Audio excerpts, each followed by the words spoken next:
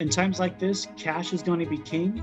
So do you have enough liquidity to basically weather any type of transition, any type of loss? If you're going to onboard an associate, let's say there's some positive transitions happening. If you're onboarding an associate or 20% of revenue, regardless of what you're bumping up with next, you have to have liquidity. So then you have to establish, what are my break-even numbers in my business? Each month, what number does it take to actually keep the lights on, keep payroll going, pay myself when I need to pay myself, and keep moving through the next few months? Good day, everyone. This is Dr. David Phelps of the Freedom Founders Mastermind Community and the Dentist Freedom Blueprint Podcast. Today, I've got a special guest, someone I've really come to appreciate for his insights and experience in business financial metrics, and that's Mr. Jake Conway. Jake, how are you doing, sir? David, I'm doing very well. Thank you so much for having me yet again. Looking forward to this concept. And again, I really just appreciate you allowing me to be part of this platform. Well, I love having people like you that bring insights that business owners oftentimes don't have or don't know where to go to get the insights. And I think this is a time frame right now in the market. We'll talk about that in a minute, why this conversation could be useful. But just for people that don't know you, Jake, you started up what's called Custom Practice Analytics in 2012. So you've been off and running a decade plus now, where you are really focused on the private practice owner, helping him or her, thrive, developing their personal and unique relationships with their team. You look at a lot of areas of opportunity in the practice, give guidance, support, coaching, solutions to help them offload some of the stress they have, and ultimately leading to more profitability, which is really what every business owner has to look for today, or should be looking for. And particularly, Jake, I think in a time frame where we've been rolling off of the last, call it 3 years. So let's say 2 years from 2020, COVID started. We went 2020, which was a crazy year for the globe in so many respects. From a business owner standpoint, there was a lot of concern because of the shutdowns. So a lot of practice owners, business owners, small business owners particularly had to deal with all of that. Now finally, the government came through and just pumped trillions of dollars into the economy and pushed it out to employers, employees, just about anybody who could breathe, probably could get something out of the deal. And that money kind of pushed the market back up again. And so even people that got shut down for a couple of months in 2020 ended up, a lot of people with some pretty decent years in 2020. Then we rolled into 2021 and, the marketplace starts coming back more again. And really 2022, I'd say it was mostly the financial markets last year that took more of a hit. Business owners with good models have been really overall in general doing well. Now we're in 2023 and we have had a year of the fastest rise in interest rates this country's ever seen. So we went from a federal funds rate of next to zero. Now we're over 5%. And so the cost of capital is putting a lot of stress on profitability for a lot of business owners. In many cases, having to look at what their debt loads are, reducing potential profits in that regard. People who are looking to exit their practices, maybe looking at the multiples that they got, a year, 2 years, 3 years, 4 years, 5 years ago, maybe not looking at those same multiples in the same time frame. And then just the concern overall of, if we roll into a recession, what does that mean for me as a business owner who I've got overhead, I've got staff that I've tried to build back up after COVID. It's been hard. So now I'm paying more in wages right now. Insurance companies, do I stay right now with insurance companies that they're driving down my profit margins, but heck, we hit a recession. Does that mean that I'm gonna have, and I roll off too many insurance companies? Am I going to be like, no business at all? That's kind of scary. And I know making decisions from a business owner standpoint, I say we, because I am one, been one. We tend to run off of gut instinct a lot of time. We know how we feel. Right? Sometimes you feel really bad, and so you make some decisions, and you go, "Oh, I shouldn't have done that." And some days you make some decisions on an exuberant high because maybe something good just happened, and then only to say, "Well, that wasn't so good either."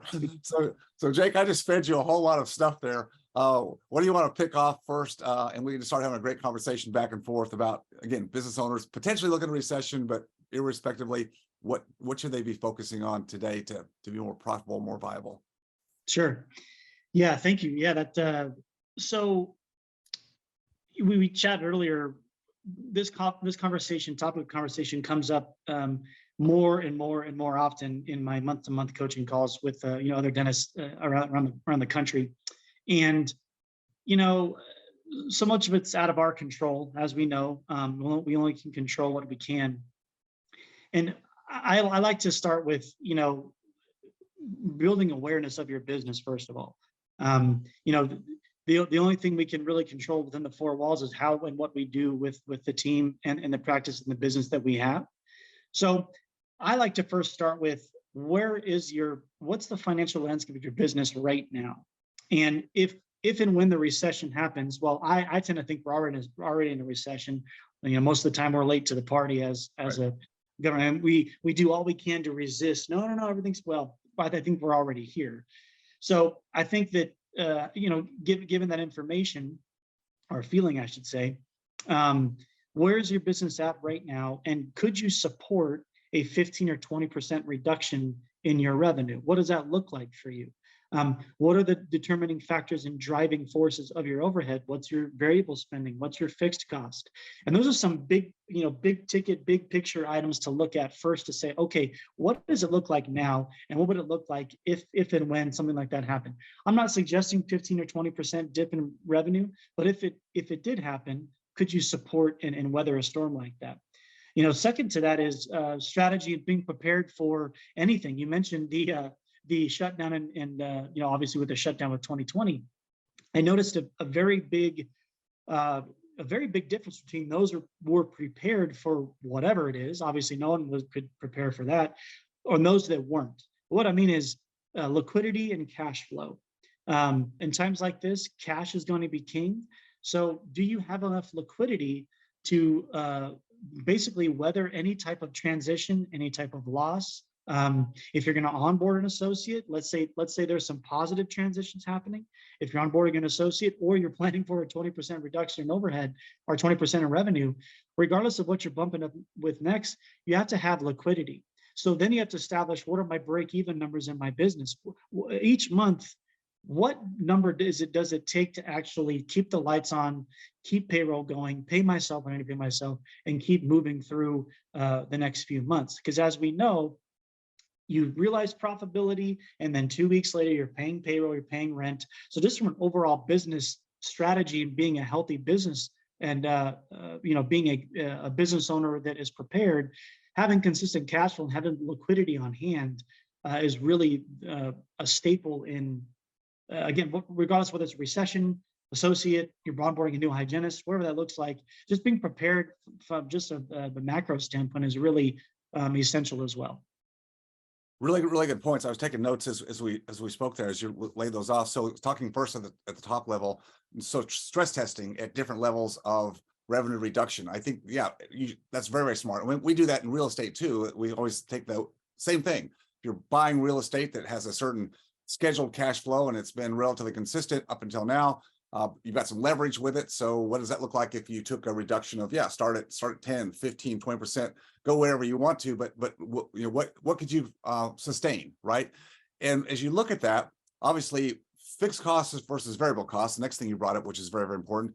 So fixed costs, as stated, they're fixed. That's, I mean, you've got a mortgage, you've got rent, you've got you've got a certain we got utilities that really can't change, and then you have variable costs, which that's where you potentially could make changes. What if somebody wanted to get more prepared, let's just call it, Jake, like a little bit more lean and mean, where would you have them look first? What metrics could they look at just for consideration? Very good. It's actually a pretty simple equation. I like to simplify things as much as possible. If your variable cost is running at 20% or lower, that's actually a healthy margin for most dental practices. Now, specialty, obviously, that's going to change a bit. If you don't have labs because you're a pedo office, that's going to be lower, of course. But the general practice, if you're at 20% or lower, that's healthy. On the fixed cost side of things, we shoot for 30% or lower, which is that magic 50% overhead where you have a healthy margin. Depending on if you have associates or not, obviously cash flow will vary. But from just an overhead standpoint, fixed and variable, that's kind of the magic number that we shoot for. So if you're not at those levels, or you have an opportunity to potentially get to those levels, I would start there first. Okay. All right. A lot of people are looking at different opportunities in their business to create less stress. That might be through, as you mentioned earlier, maybe bringing on an associate, maybe expanding because things have been good the last 18 months or so. So expanding, adding more chairs. Let's just go there first. Let's just talk about expansion. I think we both agree that we are in a recession, and I'm going to just take the side that I think it's going to go deeper before we come out of whatever we're in right now. So let's just take that, and people can decide if they want to believe that or not. That's their choice. But let's say if we're going to go deeper into recession, which means consumers are not going to have as much discretionary capital. And I think we know that for the most part, other than emergencies, a lot of what the spending is in dentistry is discretionary. A lot of our profitability comes from discretionary spending, not just what insurance pays, but the additional elective procedures, more health, upgrading one's oral and systemic health in the same regard. If people don't have the money because recession is causing layoffs and higher cost of living and higher cost of debt and credit cards, then should I be looking at an expansion of some kind, either expansion in facility or expansion in providers? Both of those are going to suck some of the liquidity you just mentioned away from my balance sheet. Again, I know it's going to be very specific, so I'm speaking in general terms, and everybody's got their own situation. So please understand that what we're talking about here is not meant to be an overriding, either you do this or don't do this, but in generally speaking, how would you look at any kind of expansion? Can you do that without having a specific study? Okay, that's good. Absolutely. No, I love this conversation so much because it happens all the time. And it's funny, just a sidebar, a lot of people just need that permission to say, yes, expand, my friend, my son, go forth and conquer. But outside of that, so I kind of want to back up going the last 3, 5, 6, even 7 years back. And during this time as a dentist, I mean, you're doing very well. I mean, really, if you have a dental license, you're probably making pretty decent money as a dentist over the past 3, 5, 7 years. And now we're reaching this point where maybe that's not going to be as automatic, right? It's not going to be just guaranteed cash flow. Again, I don't know, crystal ball, but maybe that's where some of the worry comes into play. And from what I've experienced in talking to others that have been through these recessions, especially the 07, 08, downturn, a lot of dentists didn't notice a huge dip in revenue, but it was those that had a specific patient type. So First, I would start there and say quality over quantity. And I always lean on Pareto's law for this. As we know, 80% of our revenue comes from 20% of our clients and patient flow. So I'm going to go back to it, just have awareness of what are the PPOs that I'm taking? Is it a good patient type, or what we call tire kickers, where they come in for the exam, you never see them again? Do they not hold their appointments typically? Again, I hate to say this, but I'm speaking to a dental audience, so they'll understand. Looking at specific insurance provider types like Medicaid versus a cash paying patient, there not only is the revenue different, but that patient type is different as well. So considering those factors, are you leaving room on the schedule for those that don't show up? You're showing these 15, 20, 25% open cancellation rates. So I'd start with the schedule itself and awareness of that. It may sound scary to start cutting insurances at this time, but sometimes that can actually be a blessing in disguise, because they're going to show up 80% of the time versus the holes you have in your schedule with because again, going back to 5, 7 years ago, during this whole time, cancellations and no-show rates wasn't as impactful as if what's potentially happening coming in the future, where we're going to have much more open rates and much more of this open time. So being prepared from that standpoint. Now going to expansion, and I love this conversation because it happens all the time. And there are some key metrics to pay attention to. And expansion really can come in the form of 3 ways. One, most are predicated on one or the other, but it's physical expansion, which you mentioned. It's adding providers, which usually go hand in hand, or expanding in time, expanding days, split shifts, which personally, side note, if you can avoid that, I would suggest avoiding split shift. It becomes a nightmare. Well, stay there just for a second. That's interesting, because I know that you look at this, and I never ran a practice with split shifts, so I can't say from experience, but it would seem to me on the outside, just on a theoretical basis, Jake, that if you've got a facility with fixed costs, expanding the time availability with split shifts and maximizing what you've got before you add on would be more cost effective. Now, give me the reality of it. Oh, yes, very good. Thank you. On paper, that sounds like that's the magic pill. Well, if I'm working Monday through Thursday, I'll open up Friday, then we'll just double our hours. So we'll have like a version of, some part-timers, some full-timers, maybe you're doing part-time. But first of all, right now in the climate, it's very hard to find team members, especially hygienists and back office help. So that's nuanced to the climate that we're in now, but bigger picture, you essentially you're doubling the headache from an HR standpoint. It's hard to keep your team members accountable to one another. You're basically hoping that these ships in the night are talking to one another, explaining what the last meeting, what happened there, constant communication and accountability, as I mentioned. So that aspect in alone really actually starts to become troublesome. From a numbers standpoint, though, you actually start to see your fixed costs rise, because what I've noticed is just because you're adding hours and team members, that doesn't mean you're actually taking what you've built and basically increasing a 1-to-1 ratio. What I mean is, if we're producing $1,000 an hour, that doesn't guarantee, and actually, in fact, if we're using different team members to accomplish the same thing, you're probably not going to see that same $1,000 an hour average as you increase hours utilizing the split shift schedule. So it actually starts to become a counterintuitive thing, because again, the name of the game changes, and your fixed costs actually rise, because we're not seeing that if 50% overhead is $1,000 an hour, that's not going to equate to an expansion. Again, giving a new team members, we're not sure that the accountability is being held. They're not making all the meetings, and everything changes. Not to mention, if you're going from 15 team members to 25 as an owner, that starts to become very, very troublesome. Oh, I can only imagine. I've never had that many, so thank goodness. I didn't have that many. No, I totally get that, and it almost seems like there's a little bit of an analogy to someone who is running a pretty decently profitable existing practice with whatever size capacity they have, and they go, "This is so good. If I just open another practice, down the way."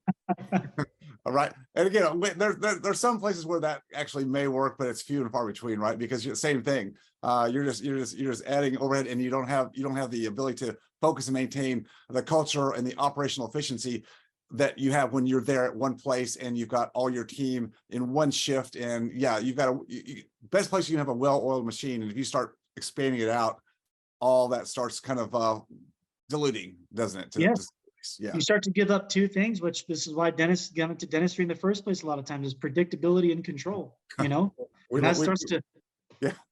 Well, that's what we got into. Exactly. We want predictability and control. You start adding that extra stuff, like, what happened to that? I guess I'm the adventuresome dentist now.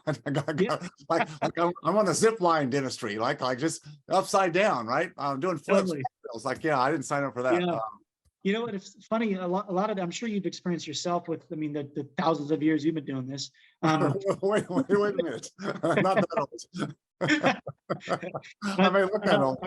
With your, 30 years, but thousands equivalent of experience. Okay, I'll take that. Very good. Again, I'm sure you've heard this, but dentists that gone from, one location to 2 to 3 to 4, 5, they, a lot of times, if you ask them now, they're like, it's okay, but if I did it again, I probably would have stuck to one big practice, Yeah.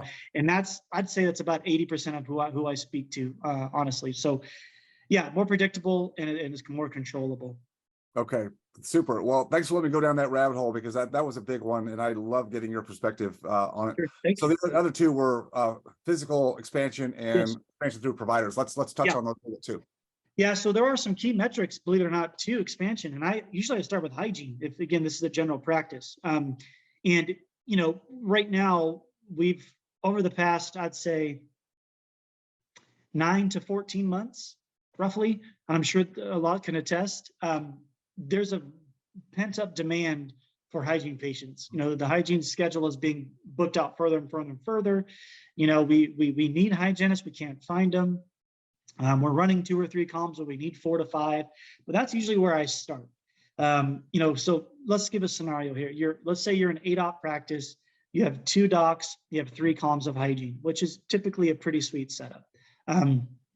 Let's say hygiene's booked out for, my marker is typically 21 days or more. If we're at 85% of capacity in hygiene or more, barring cancellations and the blocks you may have in place for new patients in perio. But if our schedule is calling for 85% or more of capacity at 21 days or more out, that's really like you are in the conversation. In fact, I'd say you probably need that 4th column of hygiene. Now the question is, what do we need to pull that off?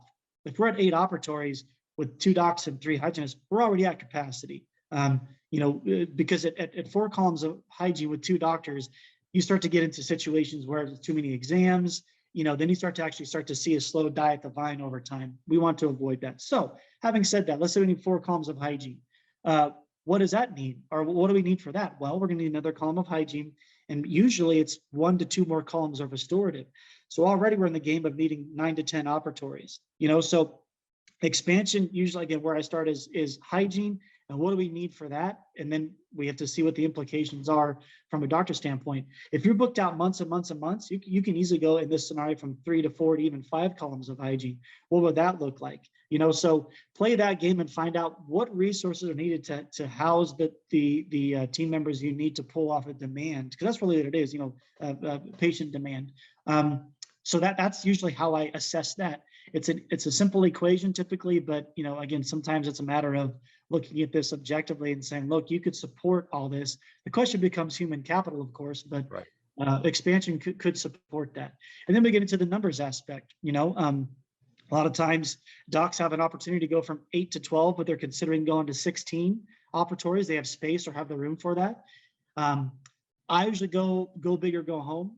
Instead of 12, go all 16, because as you know, David, the numbers game, even with interest rates the way they are right now, the revenue from just 2 more chairs in that operatory or in that practice will more than pay for the expansion costs going from 12 to 6. Even if 3 or 4 operatories sit empty for a while, you're still going to increase your revenue and have ROI, because that's the name of the game in expansion. Not to mention you're building the equity in your business as well. Yeah, that's really, really good. And that's the key point I wanted to bring about when I'm talking to my members about real estate investment. I often say, let's be careful on putting our money where we are in the marketplace today, in the equity side, which is about growth. It's ownership, some participation of ownership in a real estate platform. And so the last 15 years have been great because everything's expanded, low cost of capital. Now today that's changing. So what I say is the difference is with your businesses, you've got your hands on that business. That's the best investment you can make. And that's where you can make sense out of expansion and potentially taking on more debt, because of the ROI is right there in front of you and you have control of that. Versus in real estate, if we're not operating the real estate, different story. Now we're depending on another operator. We may not be sure that they can do what we can do with our hands as we do in the business. So I want to make that differentiation so that people don't think I'm talking out of both sides of my mouth, because I'm really not. No. I'm just make sense. That's such a beautiful point, David. That's such a beautiful point. I mean, I hear all the time, I'm at capacity, or I'm getting bored with dentistry, or whatever the scenario is, and then they start doing things like they're buying car washes and they're investing into real estate, or whatever the case may be. But it's like, let's reframe, to your point, what got you to this point. It's everything that you've controlled and built on the confines of that business. And what other guarantee do you have for a 20, 40, 50, 70, 100% return outside of your 2 hands? And you can do it differently. And each time you upgrade your business, you can gain back that precious commodity of time, and you utilize specialists and authorities, experts such as yourself, David, which I would highly suggest. But yeah, we start to get a little antsy, and then we start making these weird decisions. Like I said, I'm gonna go buy a car wash or a fleet of RVs or whatever it is, and we wonder why we're not seeing 20% return. Yeah, no, well said. On the human capital side, the staffing side, you just talked about the fact that many practices are seeing this huge pent-up demand for hygiene, and if you have the capacity that bringing some more hygienists. So, but that's difficult to do now. So if you have that ability, you could do that.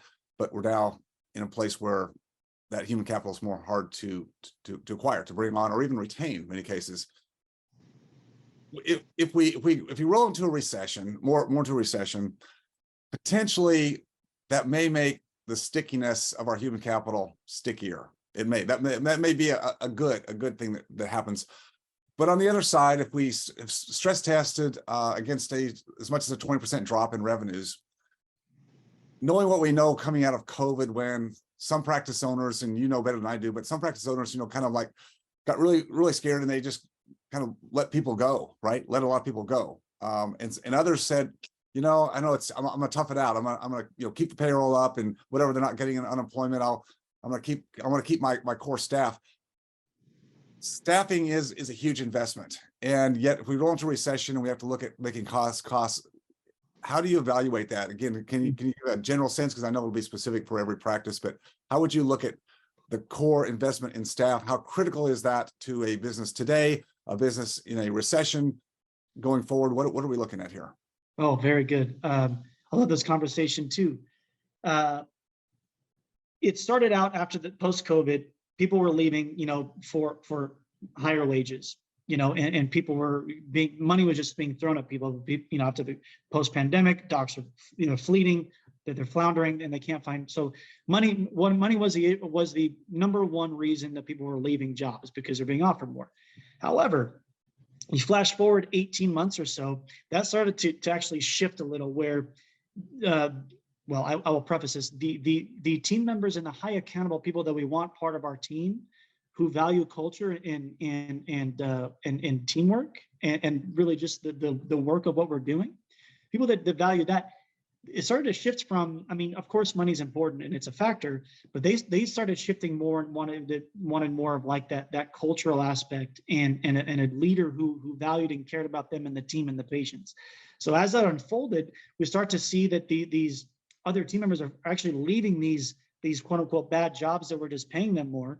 And I will say, you can actually follow the money, and the people that were throwing money at the problem, they're actually the unsophisticated business owner. Those that kind of realized what was going on, they held their ground, they gave incremental increases to people who they felt, showed value enough to actually receive that money. Let go of those who weren't part of the culture necessarily. They left for more money. In that same scenario I just gave, they two things happened. One, you actually kind of shed some of the team, which is a lot of cases a good thing, especially those that have been around for 30 years, where we think that time is value, but value equals value, Right. So I've seen a little bit of a shedding process, and I've seen this kind of shift where now there's an opportunity, I think, in my mind, to start rebuilding your team. But it's really the people you want there. And I'll tell you what, and I'm sure, as you know, high accountable people don't want to hang out with low accountability people, and vice versa. So I think there's an opportunity to build a high accountable team who we pay them, of course, everything's elevated. There's no way in like Chicago, you're paying $40 an hour for a hygienist anymore. It's just not going to happen. That may normalize at some point, but you have to obviously raise your entry level hourly rates for some of these positions. That's just smart business. But throwing these $10, $15, $20 an hour increases to hygienists and assistants, that's unsophisticated. So I think now, I think it's, again, an opportunity to build the team and culture that you want. And, every raise that's given, and every time we part with money in the business, it's an exchange, and understood that they're providing more value for that hourly raise.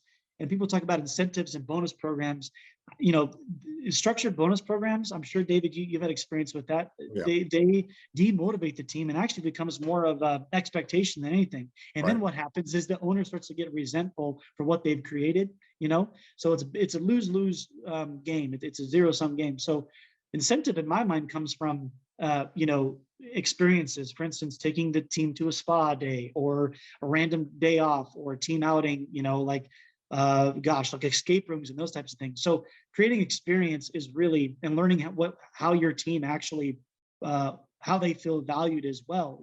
That's part of showing them the incentive and that you care. So I hope that answered the question, but it's such a hot topic right now. I think that people are viewing this from a negative aspect, and I think there's just an opportunity from, again, building the team that you finally want. I think COVID changed the thinking for just about everybody in that regard towards more quality of life.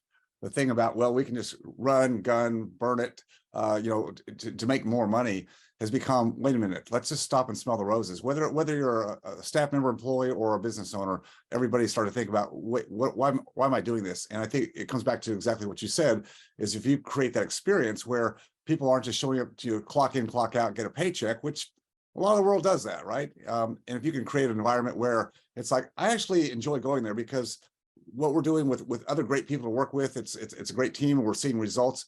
If you can create that, you're not gonna have a problem retaining or even bringing on good people in the world. But as you said, we've been kind of programmed to look at the other side. It's all about compensation. It's all about profit sharing or incentive programs. And that's not going to carry the weight long-term in playing the long game. Absolutely. Just real quick sidebar with incentives, and I hope this may help somebody out. So somebody out there who's maybe considering doing this or not doing this. But for whatever reason, dentistry, from my experience, I've looked at a number of different industries.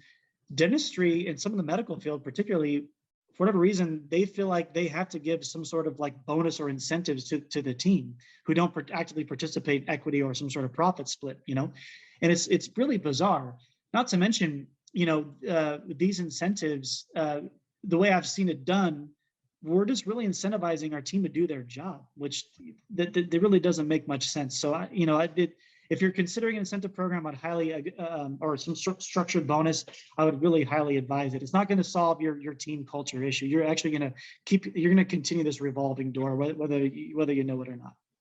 I've got the perfect solution, Jake. It's what I deal with every day now when I go to takeout and they've got the iPad kiosk and they say, you want to leave me a tip, for doing my, so we just do that in dental office. Just let every assistant, every hygienist, everybody just have a kiosk and just automatically, 15%, 18%, 20%, just put the tip right on there. And that's the I love it. Yeah. Starbucks recently just added it to their little checkout.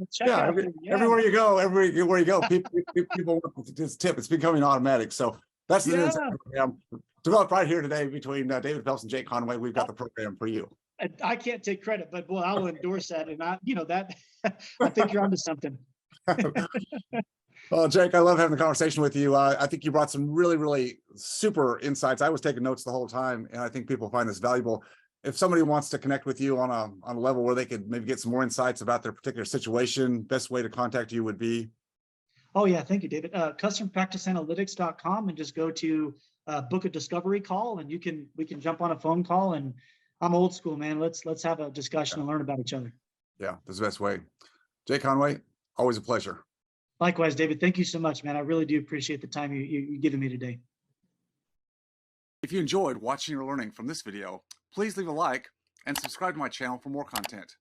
If you have a question about any of my content or this specific video, just please leave a comment down below. And as always, stay focused on your freedom. I'll see you next time.